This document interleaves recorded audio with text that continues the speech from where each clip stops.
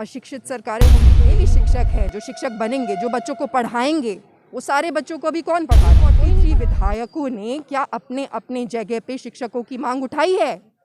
या ये सदन में जाके क्या करते हैं? तमाशा करते हैं? तमाशा के अलावा तो ये कुछ नहीं करते। वहां पे इन्होंने क्यों नहीं अभी तक उनके लिए कुछ भी किया? दोनों एक ही बहुत स्ट्रॉन्ग बात है, बट यही है वो इतने फ्रस्ट्रेटेड हैं कि उनको दुश्मनी निकालने के लिए शिक्षक से भी ज़रूरत है, खास करके क्योंकि वो तो एक अन्य मार्ग से बाहर ही नहीं निकलते। नमस्कार, आप देख रहे हैं बेधड़क बात। मैं हूं आपके साथ वसीम रज़ा। इस वक्त मेरे साथ जो मौजूद हैं प्लस पार्टी की राष्ट्रीय अध्यक्ष, और बस यूं कहूं कि इन्हें कोई परिचय की ज़रूरत नहीं है। हमारे साथ हैं पुष्पम प्रिया चौधरी जी। बहुत बहुत स्वागत करता हूं। धन्यवाद। पुष्पम प्रिया चौधरी जी, आज ये शिक्षकों के मेले में आप पहुंची हैं। आप देख रही हैं कि शिक्षक किस तरह धरना पर ज़मीन में बैठे हैं। हालांकि शिक्षकों को विद्यालय में होनी चाहिए, क्यों आखिर ऐसा होता है? बिहार में ही ऐसे क्यों होता है? अशिक्षित सरकारें होंगी तो यही होगा, यही है सिंपल। इसका यही जवाब है। दुनिया में जो सरकारें होती हैं वो शिक्षा पे ज़्यादा ध्यान देती हैं, क्योंकि वहाँ पे ये मैंडेटरी होता है कि सरकारें शिक्षित होंगी।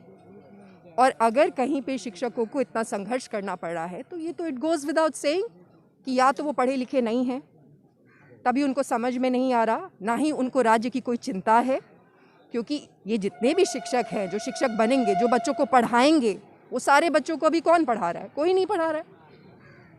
शिक्षक जब शिक्षा ही नहीं रहेगी तो कैसे होगा? ये स्तर बिहार का विकास कैसे होगा? सबसे पीछे है, सबसे पीछे रहेगा। बिहार में जितनी भी समस्याएं हैं, चाहे वो डेवलपमेंट की समस्याएं हों, एसडीजी की समस्या हो, नीति आयोग का जो रिपोर्ट है, जो भी समस्याएं, वो सारी उस सब का जो आप कहेंगे एक पैनेशिया, मतलब एक सोल्यूशन जो हो सकता है वो ये हो सकता है कि समाज को शिक्षित करना पड़ेगा। नीति आयोग की रिपोर्ट में शिक्षा का स्तर नीचे गिराया जाता है, दिखाया जाता है। नीतीश कुमार से कहते हैं कि मैंने देखा ही नहीं। मांझी जी कहते हैं जो रिपोर्ट है वो फर्जी है। इस पर क्या? इस बात का दुख है कि ऐसे लोग हैं जो कि मुख्यमंत्री हैं, रिपोर्ट आ जाती है और उन्होंने रिपोर्ट देखा ही नहीं होता है, उनको फुर्सत नहीं होती है रिपोर्ट देखने की। और ये भी दुख की बात है, इसमें रिपोर्ट देखने की भी ज़रूरत नहीं है। जो भी देखना है, शिक्षा की जो हालत है, जो व्यवस्था है, जो इंफ्रास्ट्रक्चर है शिक्षा का, वो तो लोगों की नज़रों के सामने में ही है। उनको देखने की इस वजह से भी ज़रूरत है, खास करके क्योंकि वो तो एक अन्य मार्ग से बाहर ही नहीं निकलते। हालांकि एक सवाल, हालांकि मैं राजनीति से नहीं पूछना चाहता था, लेकिन आपने जब बताया कि सोशल इज पॉलिटिक्स, आप जब विधानसभा चुनाव लड़ने आई थी विदेश से, तो आपकी बातों को लेकर, आपकी शिक्षा को लेकर यहाँ बहुत व्यंग कसे जा रहे थे। उस पर आपकी क्या प्रतिक्रिया? मुझे नहीं लगता है कोई व्यंग कसे गए हैं, क्योंकि अगर आप किसी पे व्यंग करते हैं तो उसको कॉपी नहीं करते बेशर्मी से। ये बात है। अगर व्यंग कसे जा रहे थे तो अपने पूरे इलेक्शन कैंपेन को हमारे इलेक्शन कैंपेन की तरह मोड़ देना। पूरा जो कैंपेन था, चाहे वो जदयू का रहा हो, इन्होंने हमारे बिहार के इतिहास में आज तक कभी रोज़गार की बात नहीं की। मैंने तो पॉलिटिक्स ही पढ़ा है। मैं विदेश से आई हूँ पढ़ के, लेकिन मैं यहीं पैदा हुई हूँ, यहीं बड़ी हुई हूँ, इन्हीं के सरकार में काम किया और नीतीश जी को बहुत अच्छे से जानती हूँ, और ये बात नीतीश जी भी जानते हैं। तो इनके पूरे इतिहास में आज तक इन्होंने शिक्षा की, रोज़गार की, इन बातों पे तो कभी चर्चा ही नहीं की। ये तो सिर्फ जाति पे चर्चा करने वाले लोग थे। आज जो जाति वाली पार्टियां हैं, उन्होंने भी अपने पोस्टर पे हमें देख के लिख लिया, ना जाति ना धर्म। और आज भी जो भी सारी ट्वीट हम करते हैं वो सारी देख के वो ट्वीट करते हैं। तो व्यंग कसना कहीं ना कहीं आपको कॉपी किया जा रहा है। कहीं ना कहीं क्या, बिल्कुल, वो तो टाइमलाइन है ना, टाइमलाइन को तो नहीं झुटलाया जा सकता। एक और सवाल, शिक्षक, भविष्य के शिक्षक लोग आज धरना पर बैठे हुए हैं। सत्ता पक्ष तो नाराज़ है या इनसे बात नहीं करना चाहती है, साथ ही साथ विपक्ष की भी कोई प्रतिक्रिया नहीं होती है। देखिए, सत्ता पक्ष तो फ्रस्ट्रेटेड हैं, ये बहुत स्ट्रॉन्ग बात है, बट यही है वो इतने फ्रस्ट्रेटेड हैं कि उनको दुश्मनी निकालने के लिए अब शिक्षक ही मिले हैं। क्या दिक्कत है? मैं ये जानना चाहती हूँ कि क्या दिक्कत है।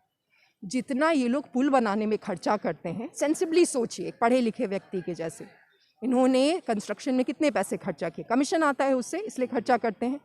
एक पुल नहीं बनाए और लोगों को वेतन दे। लेकिन आप कितने दुष्ट होंगे, बिल्कुल साफ बोलूँगी मैं, कि आप ऐसा नहीं कर रहे। तो ये बात हो गई। जहाँ तक विपक्ष की, देखिए, ये जो विपक्ष मीडिया भी कहती है ना, मुझे बहुत हंसी आती है। ये सब विधायक है, हर चीज़ लालू जी और नीतीश जी के माथा पे मर देना, फिर तो प्रजातंत्र है ही नहीं, सिर्फ कागज़ पे ही है। 243 विधायकों ने क्या अपने अपने जगह पे शिक्षकों की मांग उठाई है? या ये सदन में जाके क्या करते हैं? तमाशा करते हैं? तमाशा के अलावा तो ये कुछ नहीं करते। वहाँ पे इन्होंने क्यों नहीं अभी तक उनके लिए कुछ भी किया है? दोनों एक ही हैं। और वैसे भी एक ही हैं, अभी चुनाव इस पार्टी से लड़े हैं, अगली बार दूसरी से लड़ेंगे, आप भी जानते हैं। विधानसभा परिसर के अंदर दारू की बोतल मिलती है जबकि शराबबंदी है बिहार में। शराबबंदी कैसी है वो आप भी जानते हैं, और ये बात भी मैं कहूँगी कि शराबबंदी का कोई मतलब नहीं है। शराबबंदी पूरे, देखिए ऐसे पॉलिसीज़ नहीं बनती कि मैं ये नहीं करती, मैं चीनी नमक नहीं खाती तो कल से चीनी नमक बैन कर देंगे।